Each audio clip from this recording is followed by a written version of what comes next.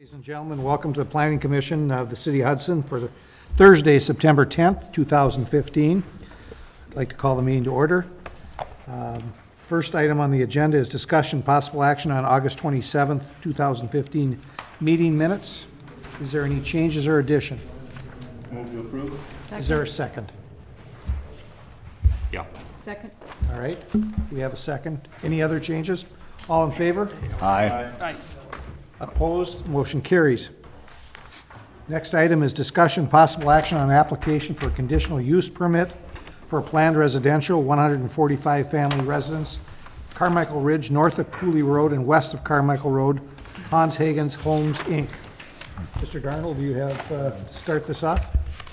At the last meeting, which included the public hearing, John Rass from Hudson Homes had a PowerPoint presentation that was not able to be seen that night, so asking to bring it again. Hopefully we can go over some of the general overview of the project, some of the housing types, stormwater, something I'd like to talk about a little bit. We did get a staff review from our consulting engineers today, and just a few minor issues with that. Other utilities such as the water system being looped so that we have pressure between systems, street accesses to Carmichael Road, Cooley Road. I don't want to try to get into a final conversation about that, but I know there's been some expressed concerns about left turn off onto Cooley. Pathways versus sidewalks, and then last meeting, a lot of the issue discussion revolved around the buffer of between the west side of the development and the Gulfview development. So at this time, I'd like to let John have the floor, and as he discusses things, if you got questions, when we stop him and ask as we go along. Thank you, John.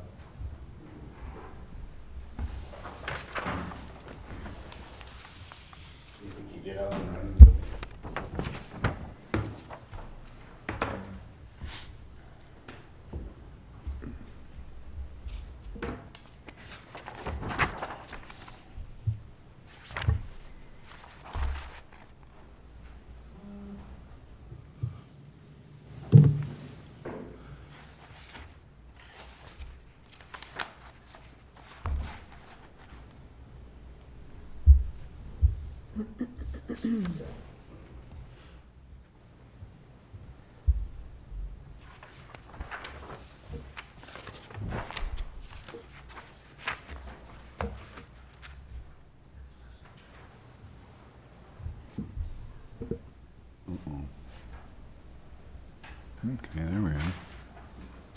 All right. Thank you, Denny. Mr. Mayor, members of the Plan Commission. Again, my name is John Rask with Hans Hagen Homes, and I won't try to repeat myself from last time, but maybe just hit on a few of the things that I had intended to share on the PowerPoint to give everyone an idea of some of the homes that are proposed for this neighborhood. By now, you've seen this site several times in terms of the proposed layout. And I'll talk a little bit more about some of the location of the product here in a minute, as well as some of the open space areas. There is a large open space area in the north side of the property, as we've talked about, 35 acres roughly. Overall in the neighborhood, there's about 43 acres of open space. So out of about the 91 or so acres that we would purchase from Hanson Brothers, approximately half of it would be preserved in some form of open space, either on the north side or some of the slope and treat areas within the neighborhood itself. I probably have confused you over the past meetings with our terminology on the various types of homes that we have planned for the neighborhood. We have what we're now referring to our lifestyle series, which are association maintained. So they're very similar to our state home, for those of you who are familiar with either Red Cedar Canyon or Stone Pine. But now we have really three different types of association maintained homes, which we call our lifestyle series. And that's our traditional estate homes, which are full basement ramblers, like Stone Pine and Red Cedar Canyon, which are illustrated here, which would be that north cul-de-sac, not the far north, but the one up on the hill. And those, again, would be all association maintained. So they're a traditional single-family lot, but have the association maintenance of snow removal and lawn care. And then to the south of that, we have what we call our carriage homes, or excuse me, our village homes, which are, again, single-level living, association maintained, and then the carriage homes, which are, again, association maintained, but two-story home, and I'll highlight those. Those are shown as tuck-under lots on the grading plan, but they're kind of a traditional two-story, just with the maintenance in a narrower lot. Our lifestyle homes are really what we've come up with over the last probably 5 or 10 years that replace what we used to build for a quad townhome that we did in the 2 neighborhoods here in your community. And it really appeals to that empty nester buyer. What we found, though, in previous or more recent neighborhoods is people prefer the detached home, the privacy that offers, as opposed to being in a quad. Quads are still a good unit. A lot of people like that type of townhome living. We've built a number of them in the community here, obviously, but we found some that this product offers that same type of living, but in a single-family detached home where you get a little more privacy, backyard. It lives and feels like a single-family home. In fact, if you want to have a garden in your yard, you can do that. You have to maintain it, but the association will come in and kind of care for everything around it. So it gives that still flexibility for the person that desires some single-family living without all the maintenance. And what you see here is a neighborhood we did in Blaine that consists of this home type. To give you an idea of what the carriage homes look like, that's the top 3 pictures. Those are homes, again, we built in Blaine, that again are that association maintained. Really the demographic, and there's only 11 of these in the entire neighborhood, so it kind of fits a young professional demographic, somebody that doesn't want the big yard, perhaps doesn't have the kids, travels, works, and doesn't want to have the burden of maintaining a single-family home, but can still, again, have that lifestyle and not be there to maintain it all the time. So that's those 11 homes. And then below that, again, are examples of what we're building as our village homes. They offer 1-level living. Some of them have 2 levels. They're basically a story and a half. So where you see the windows on the 2nd level. So they'll have a main floor master, a guest bedroom or a den on the main level, and then 2 bedrooms and a loft upstairs. And then the bigger ones would be 2 bedrooms and a den, or 3 bedrooms, however you want to utilize the space on the main level for other floor plan options. Again, these are would probably sell base price $325 to low 4s. What we're seeing in the 2 we're building them in Lake Elmo now, as well as Blaine and Dayton. And these buyers, being empty nester buyers, they kind of know what they want. They want better finishes. So like most of our homes, we allow them to customize them. So if you want to change the front elevation, if you want to do different things on the interior finishes, you can do that. So we see a lot of the granite and the fancier tile, master bath, ceramic, and they put all the amenities in it. A lot of times people look at these are the last home they're going to build or perhaps move into, and they want to make sure everything is to their satisfaction. So we allow them to make all those selections. And again, we're seeing them coming out to finish probably $375 to that $450 range. We've sold them as high as $500. So there's a lot of different things you can do with them, depending on the buyer's individual choices. The one thing we've done in terms of the neighborhood and everywhere we've built them, and you'll see in our layout here, we've got homes that back up to each other in terms of within the neighborhood itself. And one of the selling features of this home is really a private backyard. And to do that in a smaller space, you have to do it with landscaping. We're not big on fencing, even though we do introduce about a 12-foot section of fence off the side of the patio just to provide that privacy from home to home. But we really look to establish that separation and buffer in the backyard with a fair amount of landscaping to accomplish that. And then, of course, the other homes in the neighborhood would be our traditional single-family homes that we've built here in the community. that I think you're probably all familiar with. Lastly, I just wanted to touch on, have a buffer issue that came up at the last meeting where there were some concerns from the residents in Gulfview Estates about how does this relate to them and how does this transition from one neighborhood to the next, recognizing that they desire to provide or maintain as much privacy as possible. So we did a couple of things following last meeting, and with regard to really the two cul-de-sacs pictured here in the center, and I think you have a image of this in front of you. But what we did is we took the homes on the end and rotated them 90 degrees, so no longer do you have home backing up to home. So it's basically the side of the home now facing the Gulfview Estate neighborhood. That allowed us to move the homes about 20 feet farther from the lot line. And then when you don't have the back of the home facing them and patios and outdoor space, it gave us the ability to work in some small berms, which are really in 3 locations, at the end of both cul-de-sacs and then in the middle of those 2 cul-de-sacs. They're not going to be big giant berms, but probably 4 feet, maybe a little taller, and then we would plant them with evergreens. The landscape plan we provided to the city shows 8-foot trees, 8-foot spruce trees, which we would bring in to establish that buffer. And essentially what we did is we went out there and identified the existing trees, and those are noted on the color rendering, which ones are existing and which ones are proposed, and then tried to fill in. And one of the advantages of moving the homes back 20 feet is we're able to preserve more trees. We're able to get the trees in the new buffer closer to our homes because you're not trying to preserve the backyard space. It's a side yard, and it allowed more landscaping to go in there with the addition of some small berms. So I think this is a nice improvement, and as I shared with some of the residents last time, the people who buy into this neighborhood are going to value the privacy as well. So we don't, we think this adds value to the neighborhoods and the homes we're going to sell, and we think it helps establish that transition to the existing neighborhood there. And I think, again, just provides a better situation for everyone. So with that, I'd be happy to answer any questions. How many single-family homes are you going to be building? What would be considered single-family? 91. Average price of? Probably I would say low of probably 375 to 5 or perhaps 6 on some of the bigger lots in the back.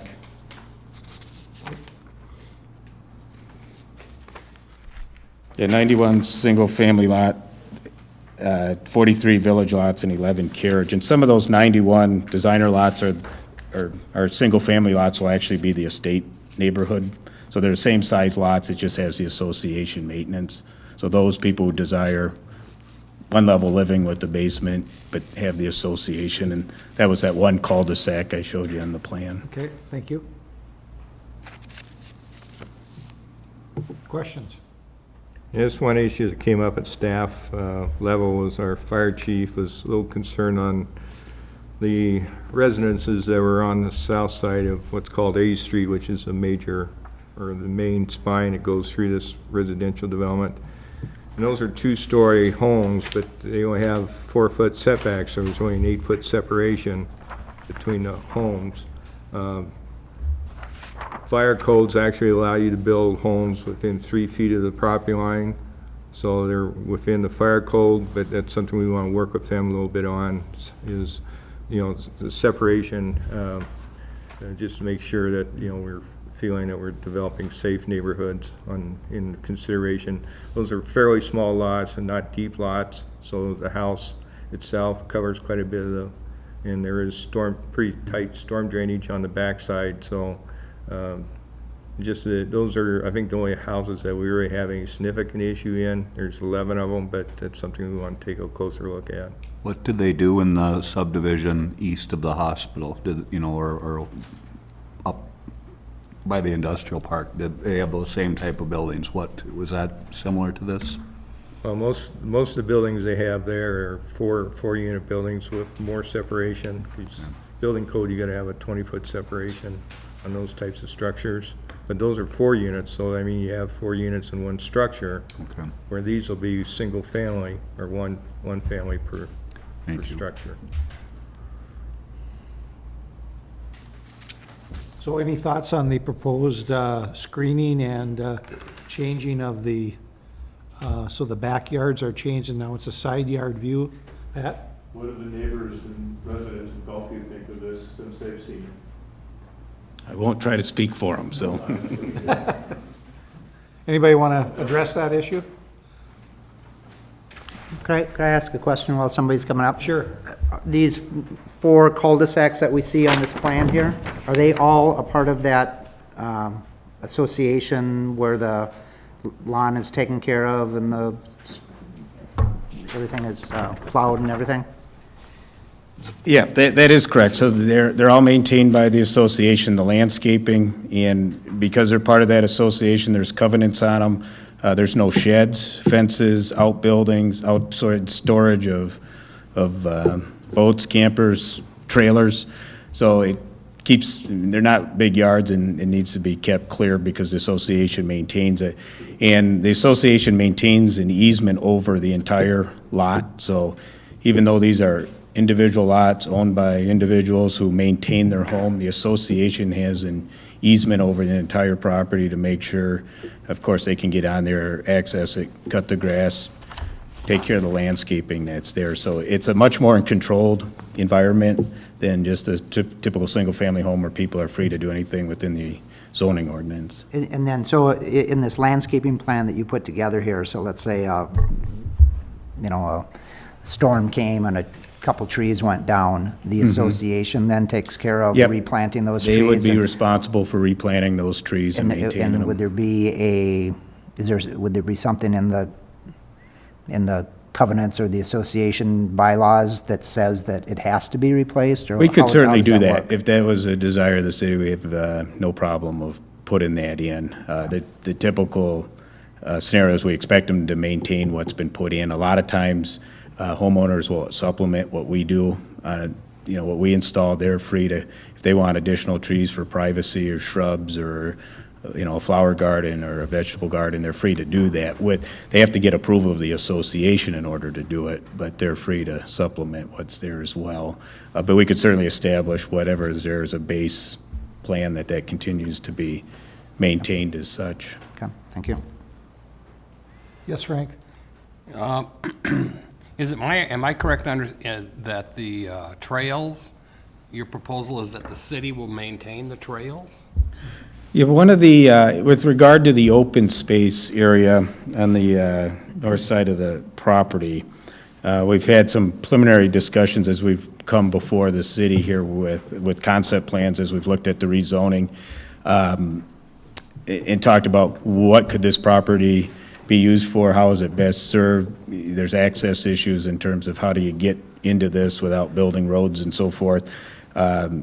So our thought was it might best be served to have it left in private hands in terms of the property itself, but then have a trail system that the public could use. So you'd probably have a 30-foot trail easement over a trail, then that would allow public access to that area and through it. We met with the residents of Stone Pine. I was at their annual meeting. They had come up with the suggestion of connecting the trail to where their gazebo and tennis courts are there, and which is what we've shown now. One time we were showing a connection through the city open space parcel, the drainage area there, but that's full of trees, and you know there's been some I know washout in the past, so that was recommended by them, and that's what we're showing now. But that would then allow people in Stone Pine or other parts of Hudson to use this trail system without, you know, issues in terms of ownership and who has the right to use it or doesn't. But we're open to the. Would it be safe to say that there are some issues up in Red Cedar Canyon with some people that don't live in Red Cedar Canyon using their paths and trails, and sometimes that creates some Yeah. sort of, Yeah, so we. if these are city paths, and I think we had recommended that we'll maintain them. That'll be up to us to maintain them. So, Yeah. Then we don't have any issues with somebody that doesn't live in this, the development can utilize the park space there, or the land, open spaces. That's the only way to accomplish that, is the city then taking over the maintenance? Well, the trails, then everybody has access. Right. So we don't have to say private trail, you can't go on there. Okay. And quite frankly, I don't think the city was interested in maintaining the other acreage with no real other access other than by trail. I mean, somebody couldn't drive in and have access to that without going on the trail. Okay. As I mentioned last time, there is an extensive storm sewer and sanitary sewer system. Trunk system goes through the northern part, and some of these trails will be combined so we can get maintenance equipment in to maintain those storm sewer mains, and sanitary sewer mains, so there may be a combined maintenance, and that's something we gotta look at to make sure that if we do accept them, that they're capable of carrying some of that additional weight, so. Okay, any residents want to talk about the, or unless they have any other I mean, we're open to lots of questions, so, yeah. Mary. Can you just explain, so if this was approved tonight, I mean, there's still a number of other steps that it needs to go through, right? I'm not recommending approval tonight. No, I know, but I'm just saying, what are next steps? Do you Well, mind just there's covering that? still some of the stormwater. I mean, we're down to a few issues. The Okay. pathway system, and we need to talk about Yep. that a little bit tonight. Yes. And the buffer system, hopefully, or the buffer that's being proposed, where that's generally acceptable. Street access to Carmichael Road and Cooley Road are issues. That's probably the biggest issue that city staff needs to take a look at between now and the next meeting. Yes. Or even another meeting if we have to go that far. But that's a pretty significant issue. So those are some of, yes, there's a number of issues. Right. I just want to make sure tonight, because the PowerPoint system, that some of the things that we didn't get a chance to discuss last 2 weeks ago were discussed tonight, so. All right. So is there any residents here that would like to talk to the, or speak to at least the buffer issue that I think was hammered on pretty good last time? Whether or not it's reasonable or not reasonable, or not what you expected, or anyone? Yes, sir, CA? If you could come up to the microphone. C.A. Richards, and I live in Gulfview, and the concern, I wasn't at the last meeting, but concern I had was on the buffer zone. We've talked about the two middle cul-de-sacs. Obviously, there are a couple of us that live up by the north cul-de-sac, and I'm unsure. There is a berm right up at the north end there, a small berm that the golf course put in, and I don't see that indicated on here. And then I don't see it in relation to the the easement there, how this all fits in. There are trees that are on the east end of Gulfview, or be the west end of the golf course, but they were put in by the owners of the homes there. And I'm just wondering also about what are the plans for the cart path that runs there? I assume that's going to be gone then? Okay, we'll get that Cart answered. path that runs down hole number 3? You know it, Al, because Yep, I know you used to hit a few over there. I was always on that cart path. I guess I haven't looked at, I assume it would go away. I think so, I don't see any reason to maintain it unless it was a desire. It'd be an issue if we need that for maintenance. If it's needed for maintenance and we want to close it to public, then it'd be posted as that. But, I'm not going to give up any cart paths or any pathways we may need for maintenance of utilities at this point. So the other thing is on the easement, they come in there and maintain it, and part of that's underground there. And Yep.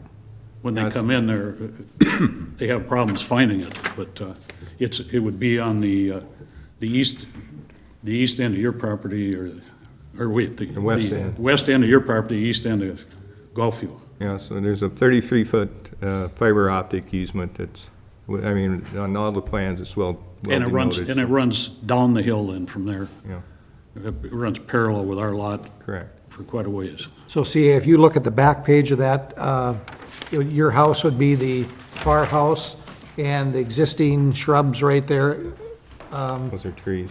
the trees that are there. Does that answer your question? Because you can see the Well- utility easement there.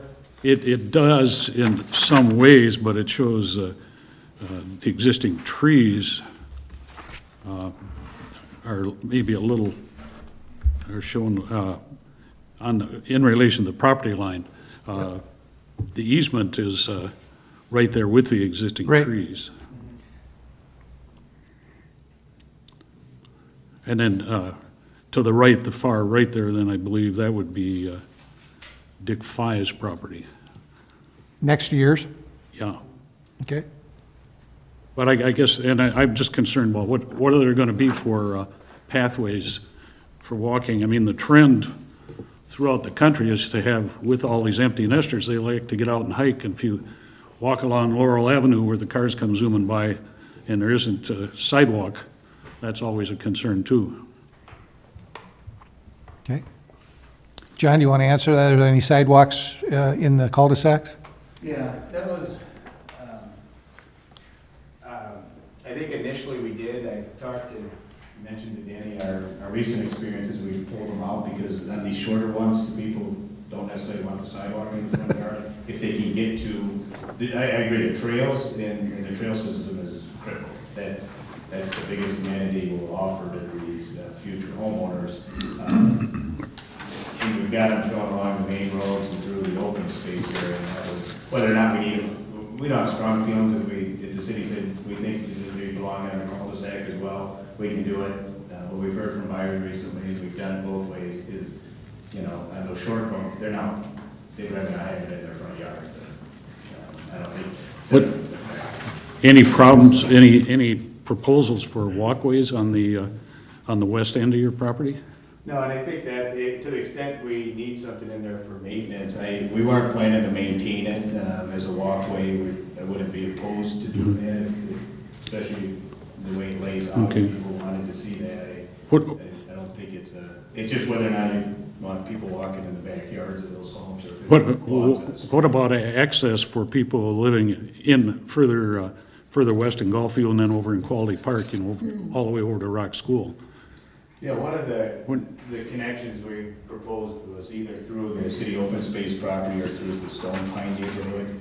I don't know of another easement area to get from Laurel over to this property. If there is, we can certainly look at that connection. Well, I think, on the, Lot 6, go ahead. between lot 55 and 54 in Gulfview, is south of CA's. I think that was originally part of the intent of why that was There was, in the neighborhood, and then there was another one, access point down in the area of, on the map that shows it on Gulfview, somewhere in the neighborhood of lot 47 and 48. Right, Yeah. those were sold to the homeowners. Between They were? 54 and Okay. 55 was sold, Okay, so those are no longer there. right? Okay. Both that lots are no longer there. Okay. I don't know how happy they'd be to have a lot come, or a trail come between their house or not. I know I wouldn't be. I don't want to divide in my backyard either. Yeah, we have a lot of people used to use our driveway for access to the golf course. So. I'm sorry.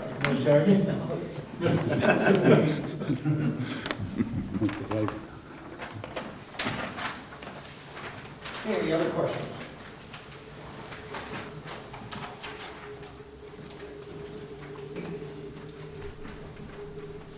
Hi. Whoops, sorry. Butch Lyda, 1713 Laurel Avenue.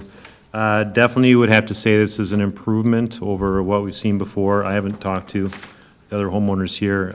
Just had a couple of questions. One of them is, I live on one of the properties, I believe it's 52, where there is some existing vegetation, some trees that are there, and it sounds like those are going to stay, which is great. But there's also kind of a landscaping, I suppose, issue there. I'm wondering who's going to be responsible for that, if that's overgrown. Again, if trees come down, which they have in the past, just, in the past, we've, as homeowners there, have kind of taken it upon ourselves to mow some of that property if we need to. We're mowing it now so that you don't get rodents in the house and everything else. And even the homeowner before me had an entire garden back there that was essentially on the golf course. Just, again, want to know who's going to take care of that, what that's going to look like, or if, what will be done with that. The second question I have kind of pertains to that. You said these are homes that are association houses, correct? So again, there's going to be maintenance down out there, there's going to be mowing, there's going to be lots of stuff. The only one downside I saw to living on the golf course, quite frankly, was that they took it upon themselves to do that at 5:30 in the morning at times. And that was not pleasant, especially when I've been up all night. I don't know if there are any kinds of rules or regulations that surround that as far as when maintenance can be done, when mowing, leaf blowing, whatever happens can be done, timing-wise.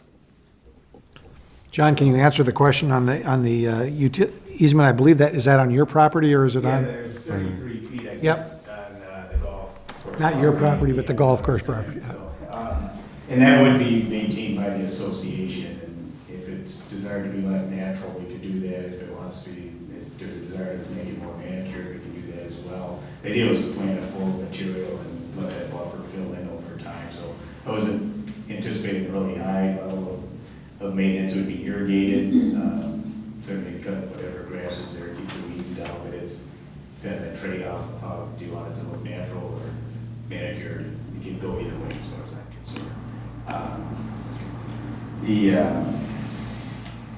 What was it, was there one other question?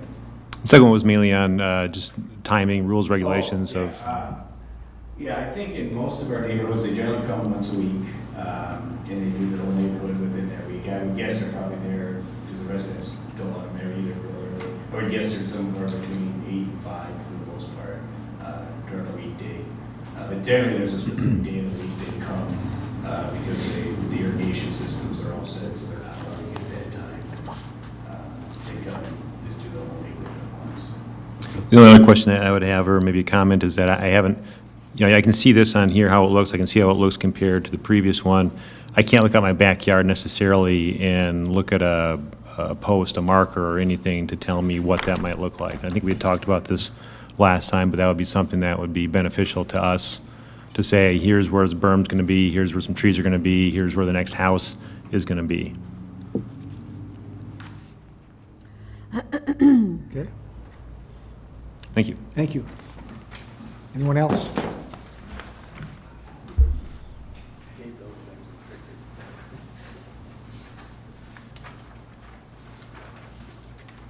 Bob Carlson, 1704 Laurel Avenue. I'm looking at this thing in our part of in Gulfview right now. Things are starting to roll over, and we're getting more kids and young people coming in, and the children there, they walk right through all our backyards to get over to EP Rock and those kinds of things like that. And I don't see anything in here that goes that way, or to accommodate that sort of a situation. It looks like everything has to go east before you can get back to go west. Is that right? Well, if there's no accommodation allowed to go through the Gulfview, you gotta make an accommodation and allow it to go through, or some kind of trail I system? don't know, it's gonna, I mean, what I expect is the traffic is gonna show up one way or the other. They're just gonna go.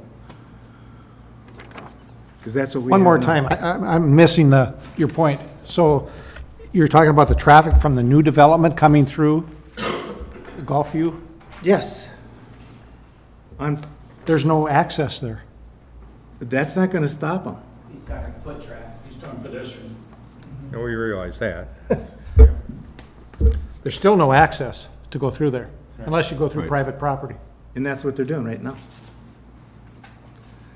There's 17 of us that was sitting on a park, was supposed to be parkland, that the city decided not to use it as a parkland, so we ended up taking care of all of this stuff. And eventually, we took owner of that property, but at the same time, those people are still using, and we're not complaining about that. But the people, the little kids, they walk right through everybody's yard, all the way through that, what was going to be a parkland to get to the school. Well, I guess that's a trespass, and if you feel strongly about it, I'd call the police and say you have a trespasser. I mean, if that's, well, but what's your point? That's what I'm trying to get to. The point is, we're gonna have more traffic now than we have now. We'll have, with this, we will have, it will get there. So with this development, you're thinking you already have people walking through the yards, and then with this development, you'll have more people walking through the yards, is what you're thinking? Yes. But there's, as I look at it, there's, with the outlot 6 gone and outlot 5 gone, there's no longer, the neighborhood took away the access that used to be there. Right, but it's still being But used that- as an access. But that's your problem. It's not our problem. Now, we didn't create the problem. Well, you did, when you took back the outlot. No, the city sold it back. Yeah, but what, Take it back. you are the ones who petitioned the city. So we could take Do it. care of it, so we could maintain it, because the city wasn't doing it. Well, I think it's an enforcement issue, to be honest with you. That if you feel strongly about it, then I would call the police department because you have a trespasser on your property. Yeah, but that's, Well, I mean, what's the possibility that some of the owners of Gulfview would allow easements so you can have a path to allow kids to walk on them? What's that possibility? I don't know, I can't answer that question. I'm just explaining what the, No, I- when we lived in Houston and Kingwood, we had what we call greenways for everybody, so the kids could walk in there and walk without being on the streets to school. They didn't even have to cross streets, they would have underpasses so they could get on them, or little bridges going over and all those kinds of things. And I don't see anything like that to accommodate it. These little people are gonna just do it, they will do it. Okay? Any other comments or questions? Sir?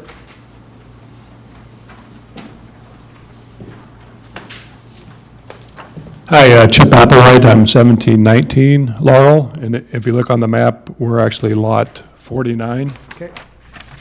And I guess my question is, you mentioned, the 3 small berms.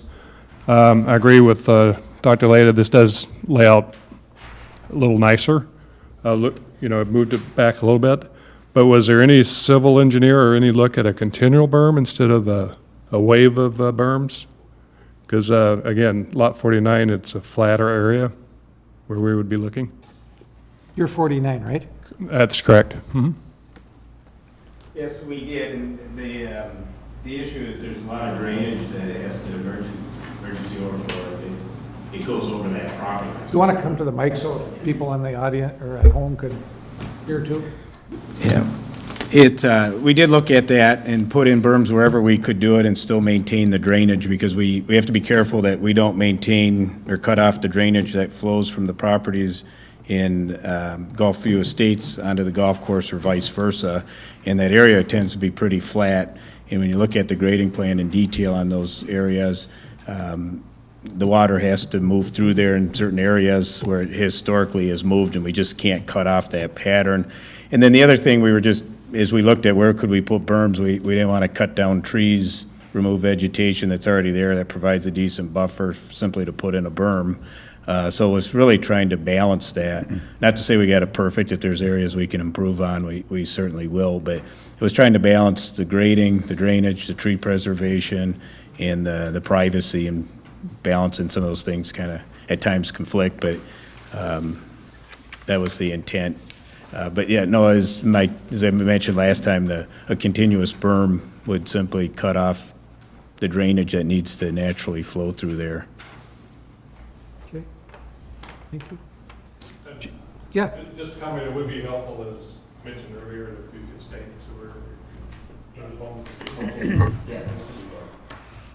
John, you have anything you'd like to add? Come on, John. Send an email. There was an email on your table tonight Yep. from Mr. Olson. Yes, sir. I do, my name's John Olson, 1717 Laurel Avenue. I do appreciate that I saw somebody out there a week or so ago looking at the property, and then Kevin Vance came out tonight and was walking around.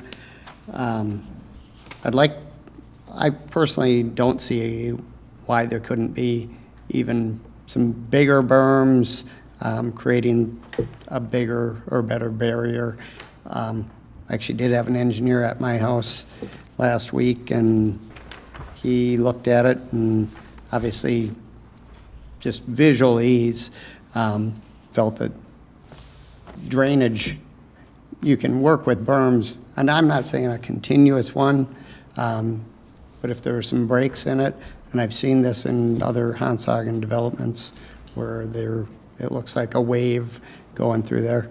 I don't think a 4-foot berm is what I was asking for, or I don't think anybody was asking for, but I do appreciate that they've made some changes, and yeah. Another thing, the covenants, Hanshagen will control the covenants till they turn it over to the residents. Is there a way that the covenants could be recorded with the plat or as part of the plat, so that if the association wanted to change it at any time, they would have to go through a process more than just themselves? That's something I would like to see. Okay, thank you, John. This issue there, the city is, private covenants, typically we review the private covenants, but we don't, once they're filed, that's a private land use issue. It's not, the city doesn't enforce private covenants. We can't. But we do review them. We try to make sure that issues that the city may have interest in. I mean, we've reviewed every private covenant that Hanshagen Homes has done. There are 3 developments to date, so, I mean, they'll be reviewed, but we don't enforce private covenants. Okay. One of the concerns that I had, and Denny, we had our consulting engineer out. Got the report today? On stormwater, yeah. Stormwater. To me, that's, and John, I think your question is legit about it.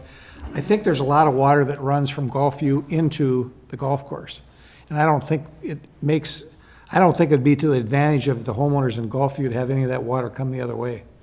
I would want the engineers to make sure, before you build a berm there and divert all that water back, because I don't know how many years ago when, right at Jerry Holt's house there, I think we were sandbagging that because of, and I don't know if a pipe was plugged but that's pretty flat over there on that side of it, I think. And again, I'm not an engineer, but we want that water to run to the drainage area, and we, Yeah. yep, And I've been out there every day. yep,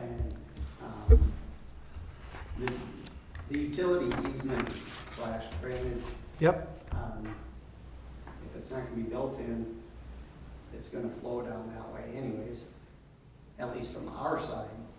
If they put a berm in, that's why I was saying they need to have drainage, obviously, on their side also going that way. So yep. that's why I get that it can't be 10-foot berm creating a dam. So. Yeah, because I think that's critical that water is able to get to the storage area there. I think the key thing we're here for, the neighbors, we're looking for some way to salvage some aesthetic appeal to our property. Yep. And that's, I think most people have moved beyond other things. And I mean, it's gonna benefit the value of the properties that they're selling as well as ours. So, Okay, that being said. anything else? Denny? Regards to street accesses on Carmichael Road, basically there's been concern expressed by Culvers that there be an interim design for access until the ultimate signalized intersection of Carmichael and the street going currently to access for shared access to golf course. But once that's built, at least under the current proposal, the direct access into Culvers would be modified.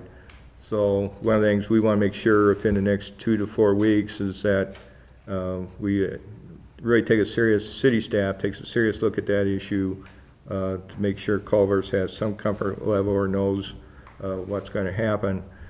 The issue on the access to Cooley Road is the left turn.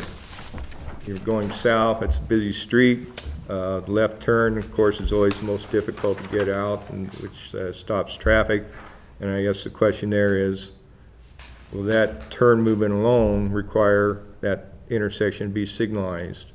So that's something we want to take a look at also. But I know Kevin had expressed some concern on after the meeting in regards to that issue. So we'll take a more detailed look at that also.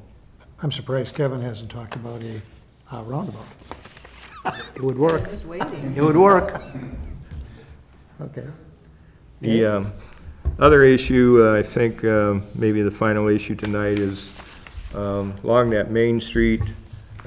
Basically, they currently have 5-foot sidewalks. Do we want 8-foot pathway system in there? So we combine pathway system, connect the pathway system to the north, actually going all the way down the Cooley Road or back to Plaza 94. So that'd be a consideration. If that's the requirement, be one of two things. The right-of-way may have to be increased by 3 feet, or the center line of the street shifted 3 feet to the east, which will allow a little bit more right-of-way, so you can have instead of 5-foot sidewalk, have an 8-foot pathway. But John and I talked about that. The more I felt, I think if we're trying to establish a pathway system there, we ought to have pathways like we have on Grandview Drive versus a sidewalk, and it's a little more multiple use considerations. What do you have in Stone Pine there? Are those 5 foot? 8-foot, They're 8-foot 8-foot? sidewalk, 8-foot pathways, excuse me. Pathways? That does make sense then, doesn't it? Okay. Anything else? I mean, As long as we're talking about pathways, the gentleman, I'm sorry, I didn't catch your name, about walking through people's yards and stuff. I mean, I think that is something that we need to think about, that's part of the problem of a closed development here. It doesn't go east and west very easily. And I don't know if there's an easy solution since those outlots have already been sold to private residents or not. But I think we should at least explore to see if there are any other opportunities. Because if you're one of these people that live in this new development right here, and you wanted to walk over to a football game on Friday night, either go through John's yard or somebody's yard over there, or you go out to Cooley Road and around Plaza 94. Is there a simpler way to make that happen? I don't know if there is or not, but it wouldn't be a bad idea to look at that before we start building. One of the pathways I've advocated in the past, there is city property where Stormwater Pond is, just north of Gulfview, between Gulfview and Stone Pine, which currently we had an outwash there. We built a maintenance road into that. What I advocated when that maintenance road was built, that we combine as a maintenance road pathway, which can go from Grandview Drive all the way over to this proposed development. That would be one connection. Doesn't mean we couldn't possibly explore the connection through Gulfview, but that would be one additional connection. So. That's a great idea. I like The that. folks in Stone Pine, John, didn't you talk with them? They weren't real hot on that idea, right? But I think they just, because they have their own their trail system that connects up by the tennis courts there, Okay. they like that connection established. It doesn't preclude the other one. Sure. And I don't think it was trying to keep it out of people's backyards. I think it was about just trying to have a more convenient access for everybody in Stone Pine, as opposed to putting it down the hill there at the low point. That is a good access point there. And it's all been, Well, I think multiple ones. I mean, people like to walk around in circles and, get from one place to another without going the same path to get back there, so. One more comment about pathways. It's not so much about us being worried about the kids who are going to our backyard. We're worried about the kids' safety. That's what we're worried about. That's why we don't complain about them going through there. That's why we're not calling the police and doing all that kind of BS. Well, my point, Bob, is What about the kids? if you're concerned about the kids, can you work with the city maybe to come up with a pass system that's acceptable? Yeah. Because they will do it, guaranteed. When I was a kid, I probably did it. No, No, you didn't. no, you didn't. I knew every alleyway in the county. Anything else? If there's any general concepts, concerns, please let me know. Staff's gonna be working quite hard with Honsagen Homes the next 2 weeks. Try to get this as close, and, devil's in the details on a project this size. We wanna try to button up as close as possible the details. And there's maybe some more specific engineering details as far as water and so forth. But, the general concept, we wanna try to get those details ironed out within 2 weeks and discuss it then. John, can you get some pictures of, that the residents requested for some of the homes along there about, like you did on this?